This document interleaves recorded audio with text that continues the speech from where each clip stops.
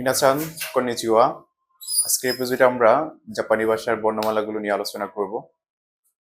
আমরা জানি যে যে কোনো দেশে ভাষা শেখার জন্য বর্ণমালা আগে শিখে নিতে হয়। আর সে সে অনুযায়ী আমরা জাপানি ভাষা শেখার জন্যই জাপানি ভাষার বর্ণমালাগুলো আগে শিখে নিতে হবে।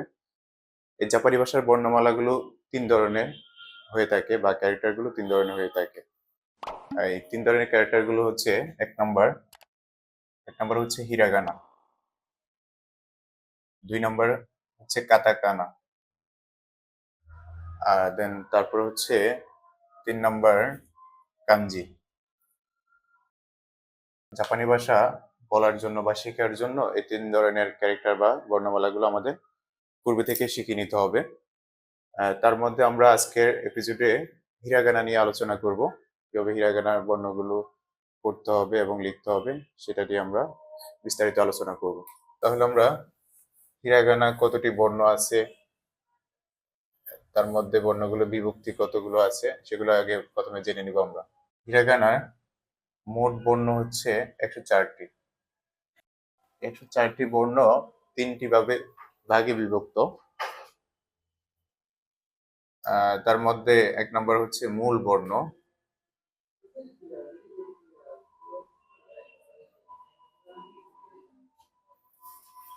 মূল বর্ণ হচ্ছে 46টি।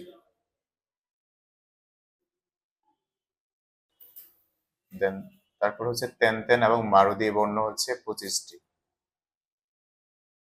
তেন এবং মারু, তেন এবং মারু ব্যবহার করে বর্ণ হচ্ছে 25টি। এখন অনেকের প্রশ্ন থাকতে পারে তেন মারু জিনিসটা কি। আচ্ছা, তেন মারু জিনিসটা আমরা একটু জেনে নিই। আমরা যখন এভাবে একটা টান দিব, এই একটা টানকে বলা হচ্ছে তেন। এটাকে যখন আমরা দুইবার ব্যবহার করব তখন এটাকে আমরা বলবো তেন, অর্থাৎ দুইটা টানকে আমরা বলবো তেন।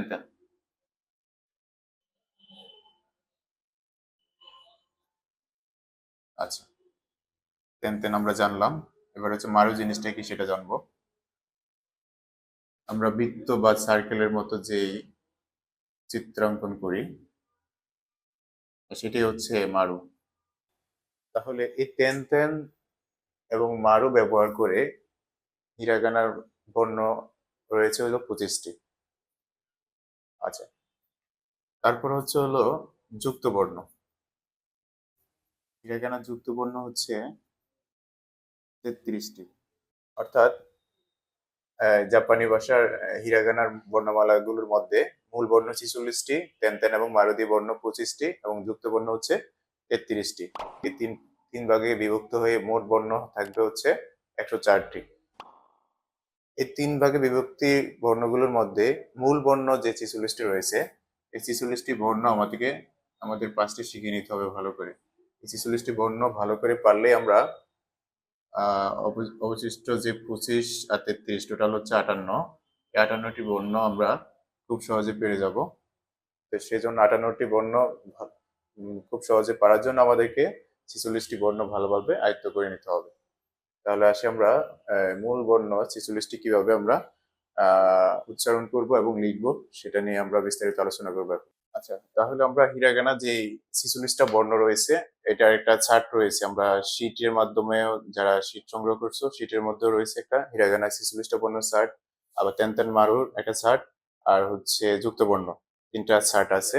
তার মধ্যে 46টা বর্ণের যে চার্ট, ওই চার্টটা দেখতে এরকমই। তো এই চার্টের মধ্যে কলাম রয়েছে হচ্ছে 5টি। যেমন এই একটা কলাম 1 2 3 4 5, আর এই চার্টটার মধ্যে লাইন রয়েছে 10টা। 1 2 3 4 5 6 7 8 9 10। এই 10টা কলাম এবং 10টা লাইনের আমরা নামকরণ করব। আমরা লাইনের বা কলামের প্রথম বর্ণগুলো দিয়ে হচ্ছে কলাম এবং লাইনের নামকরণগুলো করব। যেমন এখানে প্রথম বর্ণটার নাম হচ্ছে আ, তাহলে আমরা প্রথম কলামটার নামকরণ করব হচ্ছে আ কলাম। তারপরের বর্ণটা হচ্ছে ই, তাহলে এই কলামের নাম আমরা বলবো হচ্ছে ই কলাম।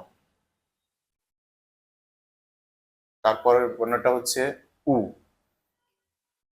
সে অনুযায়ী আমরা এই কলামের নামকরণ করব হচ্ছে উ কলাম। তারপরের বর্ণটা হচ্ছে এ, তাহলে এই কলামের নামকরণ করবো আমরা হচ্ছে এ কলাম। তারপরের বর্ণটার নাম হচ্ছে ও, সে অনুযায়ী আমরা এই কলামের নামকরণ করব হচ্ছে ও কলাম। আচ্ছা, তাহলে 5টা কলামের নাম কি হলো? আ কলাম, ই কলাম, উ কলাম, এ কলাম, ও কলাম। আমরা যখন এই মাঝখানে কলামটার বর্ণ, যে বর্ণগুলো আছে অর্থাৎ উ কলামের বর্ণ এবং শেষের কলামের ও কলামের বর্ণ উচ্চারণ করব, প্রায় অনেকের সেম সেম হয়ে যাবে, কিন্তু একেবারে সেম হওয়া যাবে না। এখানে একটু পার্থক্য আছে উচ্চারণের ক্ষেত্রে। সেটা হচ্ছে যখন আমরা উ কলামের বর্ণগুলো উচ্চারণ করব, তখন মুখটা আমরা সংকীর্ণ বা একটু চিকন করে উচ্চারণ করব, উ। আর যখন ও কলামের ও বর্ণটা উচ্চারণ করব, তখন মুখটা একটু ছড়াই দিব, ও। আচ্ছা, এবার আমরা যে লাইনগুলো আছে লাইনগুলোর নামকরণ করব। ঠিক একই নিয়মে প্রথম বর্ণগুলোর নাম অনুযায়ী লাইনের নামকরণগুলো করব। প্রথম লাইনের প্রথম বর্ণটা হচ্ছে আ, সেজন্য এই লাইনটার নামকরণ করব আ লাইন। তারপর হচ্ছে প্রথম বর্ণটার নাম হচ্ছে কা, সেজন্য এটা হচ্ছে কা লাইন। দেন সা, তাহলে এটা হচ্ছে সা লাইন। তারপরে বর্ণটা হচ্ছে তা, সেজন্য এটা হলো তা লাইন। তারপরে বর্ণটা হচ্ছে না, সেজন্য এটা হচ্ছে না লাইন। তারপরে বর্ণটা হচ্ছে হা, সে অনুযায়ী লাইনটার নামকরণ করলাম হচ্ছে হা লাইন। তারপরে বর্ণটা হচ্ছে মা, সেজন্য এই লাইনের নামকরণ করলাম হচ্ছে মা লাইন। তারপরে বর্ণটা হচ্ছে ইয়া, সে অনুযায়ী এই লাইনের নামকরণ করলাম হচ্ছে ইয়া লাইন। তারপরে বর্ণটা হচ্ছে রা, সে অনুযায়ী লাইনের নামকরণ করলাম হচ্ছে রা লাইন। তারপরে বর্ণটা হচ্ছে ওয়া, সে অনুযায়ী লাইনের নামকরণ করলাম হচ্ছে ওয়া লাইন। আচ্ছা, এই 10টা লাইন নাম মনে রাখাটা অনেকটা কষ্টকর। সে অনুযায়ী একটা টেকনিক অবলম্বন করবো আমরা। সেটা হচ্ছে আমরা তিনটা তিনটা করে আমরা লাইনটাকে আলাদা করব। যেমন আ কা সা, এই তিনটাকে আলাদা করলাম। তারপর হচ্ছে তা না হা, এই তিনটাকে আলাদা করলাম। তারপর হচ্ছে মাইয়ারা, এই তিনটাকেও আলাদা করে নিলাম। অবশিষ্ট একটা থাকবে, এটাকে আলাদাভাবে মনে রাখতে হবে। আচ্ছা, তাহলে কি হলো? এই হচ্ছে আকাশা, তানাহা, মাইয়ারা, আর হচ্ছে ওয়া। আকাশা, তানাহা, মাইয়ারাকে আমরা আর একটু সহজে মনে রাখতে পারবো। সেটা হচ্ছে আমরা যদি প্রথমে একটা ছেলের নাম ধরি, যেমন হচ্ছে আকাশ, আকাশ থেকে আমরা এই আনতে পারবো আকাশা। তারপরে যদি একটা মেয়ের নাম যেমন হতে পারে তানহা, তানহা থেকে আমরা কি বলতে পারি? তানাহা। আবার আমরা অনেক সময় অনেক অঞ্চলে মেয়েদেরকে এই মাইয়ারা বলি আঞ্চলিক ভাষায়, তো এটাকে আমরা মনে রাখতে পারি মাইয়ারা। তারপর হচ্ছে লাস্টে তো ওয়া, তাহলে কি হতে পারে? আকাশ থেকে আকাশা, তানহা থেকে তানাহা, মাইয়ারা, তো মাইয়ারাই হবে। দেন হচ্ছে ওয়া। আমরা লাইনের নামকরণ গুলো করে ফেললাম। এবার হচ্ছে আমরা 46টা বর্ণের কিরকম উচ্চারণ হবে সেটা জানবো। আচ্ছা, তার আগে এই কলামের বর্ণগুলোর শেষের কি উচ্চারণ হবে সেটা একটু আমি এখানে লিখে দিচ্ছি। যেমন হচ্ছে এই কলামের লাস্টের উচ্চারণগুলো আকারের উচ্চারণ দিবে। এই কলামের লাস্টের উচ্চারণগুলো দিবে রস্যিকারের উচ্চারণ। এই কলামের লাস্টে যে উচ্চারণটা আসবে সেটা হচ্ছে রস্যুকারের উচ্চারণ। দেন হচ্ছে এই কলমে হচ্ছে একারের উচ্চারণ দিবে। তারপরের কলমে হচ্ছে ওকারের উচ্চারণ দিবে। আচ্ছা, তাহলে আমরা যেহেতু প্রথম লাইনের নাম বর্ণগুলো দিয়েই প্রথম কলামগুলোর নামকরণ করছি, তাহলে হচ্ছে এটা এই বর্ণটার নাম হচ্ছে আ, এই বর্ণটার নাম হচ্ছে ই, এই বর্ণটার নাম হচ্ছে উ, এই বর্ণটার নাম হচ্ছে এ, তারপর হচ্ছে ও। আচ্ছা, আমরা তারপরের লাইনে চলে আসি। আ লাইনের পরে কি লাইন? কা লাইন। কা লাইনের প্রত্যেকটা বর্ণকে যদি আমি ক ধরি, ক ধরে কয়ের সাথে যদি আমরা আকার দিই, তাহলে কি হবে? কা। কয়ের সাথে যদি আমরা রস্যিকার দিই, তাহলে কি হবে? কি হবে? কর সাথে আমরা রস্যকার দিলে হবে কু। কর সাথে একার দিলে কে। কর সাথে ওকার দিলে কো। তাহলে কি হলো? উচ্চারণগুলো কিরকম দাঁড়ালো যে কা, কি, কু, কে, কো। আচ্ছা, আ লাইন গেল, কা লাইন শেষ করলাম। এবার হচ্ছে সা লাইন। সা লাইনের প্রত্যেকটা বর্ণকে যদি আমরা দন্ত্যাস্ব ধরি, তাহলে দন্ত্যাস্বের সাথে যদি আমরা আকার দিই কি হবে? সা। আচ্ছা, তার আগে আমাদের একটু মনে রাখতে হবে 46টা বর্ণের মধ্যে 4টি বর্ণ হচ্ছে ব্যতিক্রম। 4টি বর্ণের মধ্যে একটা বর্ণ হচ্ছে শি, তারপরে এখানে একটা বর্ণ আছে, এটা হলো চি, আরেকটা বর্ণ হলো তৎসু, বা অ্যাকচুয়ালি উচ্চারণটা হবে ইৎসু। আর তারপরে আরেকটা বর্ণ হলো হু। এই 46টা বর্ণের মধ্যে 4টা বর্ণ ব্যতিক্রম, এটা আমাদেরকে ভালোভাবে মনে রাখতে হবে। আচ্ছা, তাহলে এটা হওয়ার কথা ছিল দন্ত্যাস্ব রস্যিকার সি, কিন্তু এটা না হয়ে এটা হয়ে গেছে কি শি, এজন্য এটা ব্যতিক্রম। তারপর দন্ত্যাস্বের সাথে রস্যকার দিলে কি হবে? সু। দন্তের সাথে একার দিলে হবে সে। দন্তের সাথে ওকার দিলে হবে সো। কি দাঁড়ালো এই লাইনের উচ্চারণগুলো? সা, শি, সু, সে, সো। আচ্ছা, আ, কা, সা। তারপর লাইনটা হলো তা লাইন। তা লাইনের প্রত্যেকটা বর্ণকে যদি আমরা ত ধরি, তোর সাথে যদি আমরা আকার দেই, তাহলে কি হবে? তা। এই দুইটা বর্ণ ব্যতিক্রম, এই দুইটা বর্ণ হওয়ার কথা ছিল তিতু। তিতু না হয়ে এগুলো ব্যতিক্রম, এগুলো হলো চি, আর এটা খণ্ডত্ব বিন্দস্ব রস্যকার, অর্থাৎ তৎসু নামে মনে রাখবো আমরা। তারপরে তোর সাথে যদি আমরা একার দিই তাহলে কি হবে? তে। তোর সাথে ওকার দিলে হবে কি? তো। তাহলে তা লাইনের বর্ণগুলোর উচ্চারণ কি হবে? তা, চি, তৎসু, তে, তো। তারপর আমরা কি পরের লাইনটা কি? তা, না, না লাইন। না লাইনের প্রত্যেকটা বর্ণকে যদি আমরা দন্তান্ন ধরি বা ন ধরি, নর সাথে যদি আমরা আকার দিই তাহলে কি হবে? না। নর সাথে যদি আমরা রস্যিকার দিই তাহলে কি হবে? নি। নর সাথে যদি আমরা রস্যকার দিই তাহলে কি উচ্চারণ হবে? নু। নর সাথে যদি আমরা একার দিই তাহলে কি হবে?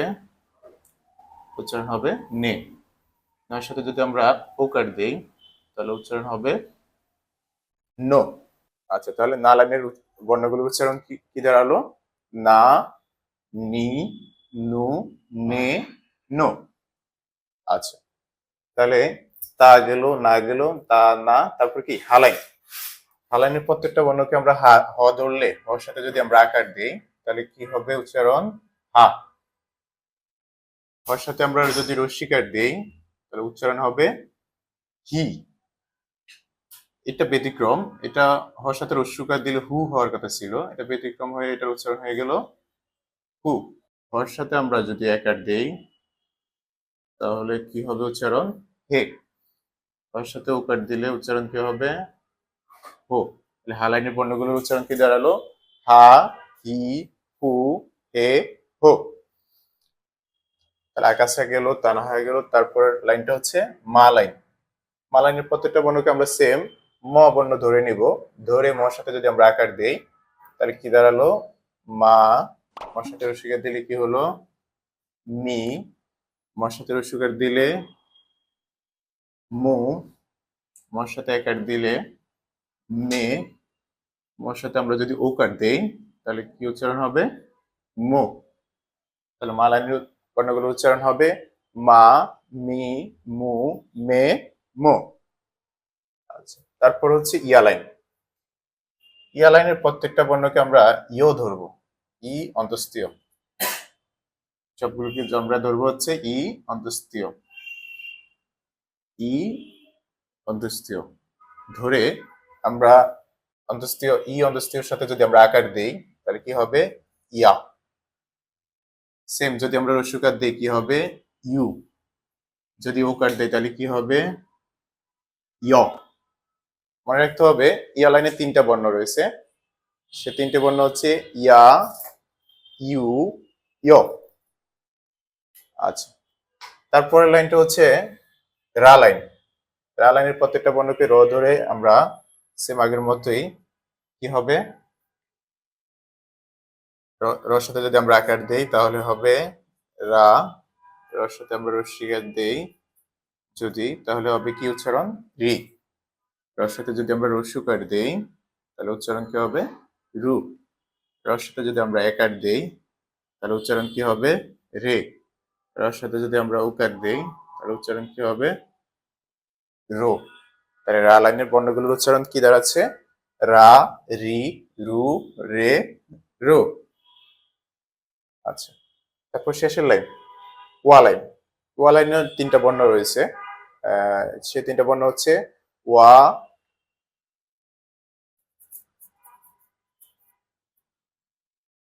তারপর হচ্ছে ও,